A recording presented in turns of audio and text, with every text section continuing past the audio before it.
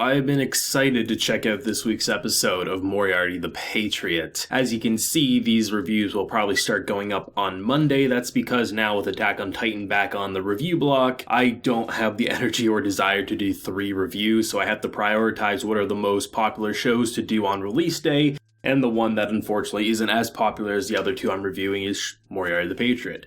But don't get it twisted, I will continue reviewing this, and I plan on reviewing the second core when it comes out in spring. Just know that it's going to be coming out pretty early on Mondays. It may kill some of the view count, but honestly, I'm just here to review this one because I like it a lot. This episode, I think, was promising walking in, I think would be the best way to put it. I wasn't totally sure what we were going to see completely from Sherlock's perspective, how much we would see from Moriarty's. And overall, I think they really just took last week's episode and just ran with it, and they really did slam dunk it. That's easily the best way to put it. You knew damn well that Sherlock Holmes was going to solve the case, but obviously would not catch Moriarty or his accomplices, besides obviously the man who's been waiting at death's doorstep for a long time. But it was a matter of how he was going to come to the conclusion and what Moriarty himself would assume and think of Sherlock after that interaction. And I think what they ended up with is probably the best place to go with it. There is a slight difference with how Sherlock denies Moriarty's tempt into turning to, you could say, the dark side, or going with, no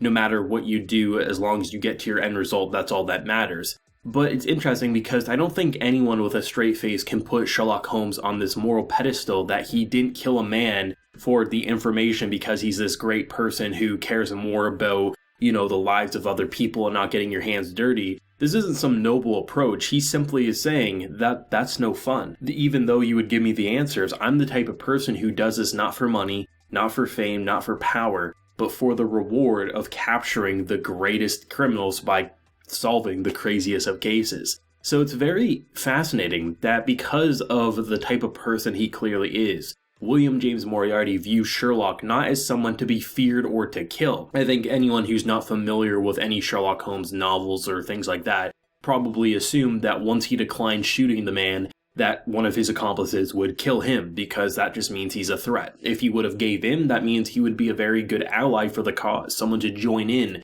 and be a part of his crew. But no, that's not what he wanted. He views this as just a very key player. He views him as the protagonist of the story, of the play that he's crafting in a world where he's going to destroy. And someone like Moriarty is just as twisted as Sherlock, who both want something to challenge them. Up until this point, has there really been a challenge for either of these characters? Absolutely not. But like I've said, the Batman to the Joker, one can't exist without the other, and that goes exactly equal for Sherlock and Moriarty. One of the oldest rivalries known to man, and it's one of the absolute best. I think they really did establish that, yeah, if you were to look at it as like a cut and paste, like what's the easiest way to say Sherlock did? He did a great thing. He stopped a criminal. He didn't he didn't become someone who took a life for answers. He fully admits that it's not because Watson was like begging for him not to do it. He just wants the thrill. He wants to be able to solve it himself. And that's what I like about this version, is they're not afraid to say, because generally with Sherlock Holmes tales, while there are some that do hint at, but I feel like a lot of times they put it as he's a detective. Sure,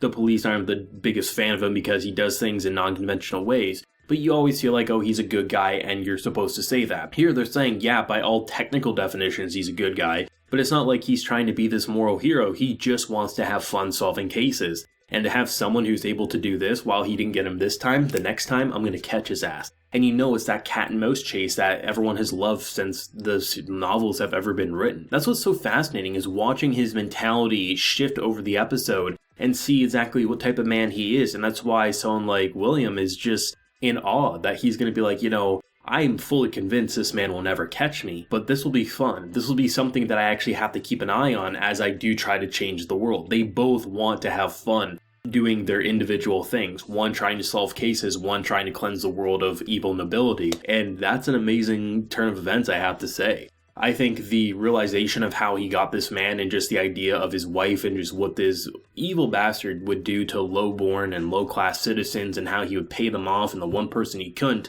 ended up with a fate pretty damn brutal. And it's interesting too, because you would think someone like William would be he would do it a little better, even though he wanted Sherlock to come around. It's interesting how the gunshots were simply because a husband went crazy at the sight of someone who he knew damn well was the reason his wife was put 6 feet under. So to see just how the episode kind of progresses and see Sherlock Holmes's thought process, I have to say I think there's a good trail to follow, even though we already knew who was behind it and why they were behind it. It was interesting to follow someone who viewed the tracks and had these kids that would work for him, and he would give them information, and he would say, okay, clearly it was a cart driver, he has stubby fingers, who he was, at this point, at this night, try to find someone who fits that criteria, very easy to find, and you just kind of follow the puzzle pieces and the breadcrumbs piece by piece. So there was never really anything in this episode that I felt was pulled from thin air, or he magically solved it with abilities that, you know, the viewers can't relate to. It's not like he said he smelt something. Well, the viewers watching can't smell anything, right?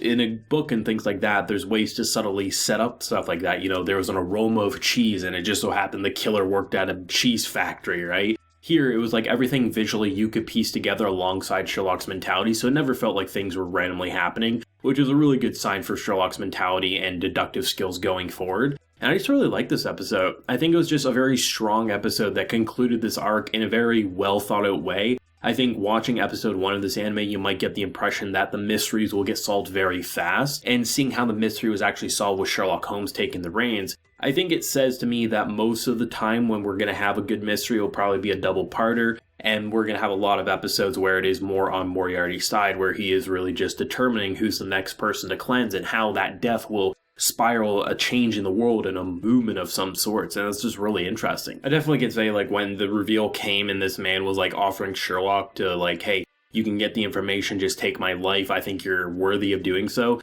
I was a little unsure of what was going to happen there. At first I thought the man was going to try to, like, turn in Moriarty, and that was going to be the direction, then clearly he would get killed, but the idea that if he would have took the shot, there was this perfect alibi covered up for him, versus if he doesn't, he'll just let him turn him in because William has no interest making Sherlock get the death penalty. Is more of a test to see, are you going to join me or are you going to be my rival? And I think it was just a great way that it covers anything that could have felt a little too convenient and a little too contrived, and just made this feel very perfectly well executed.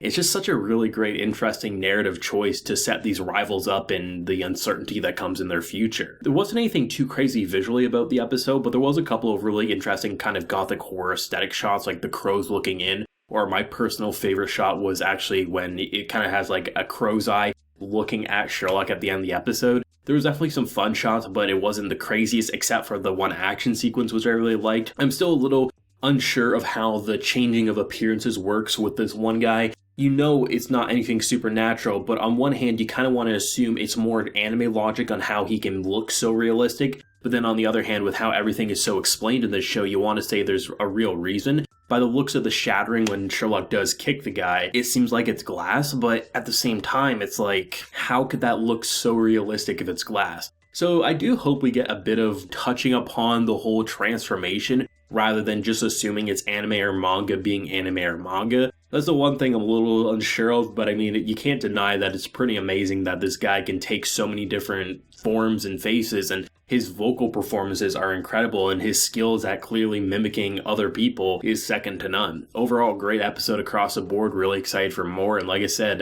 probably early Mondays are when these reviews are going to go up, unless for whatever reason I get a burst of energy and want to do 3 reviews on Sunday, so that's the plan going forward. Let me know your thoughts and feelings down below. If you enjoyed the video, of course, leave a like, share your support, and hit that subscribe button if you happen to be new around here. So until next time, everyone, please take care and have a good one.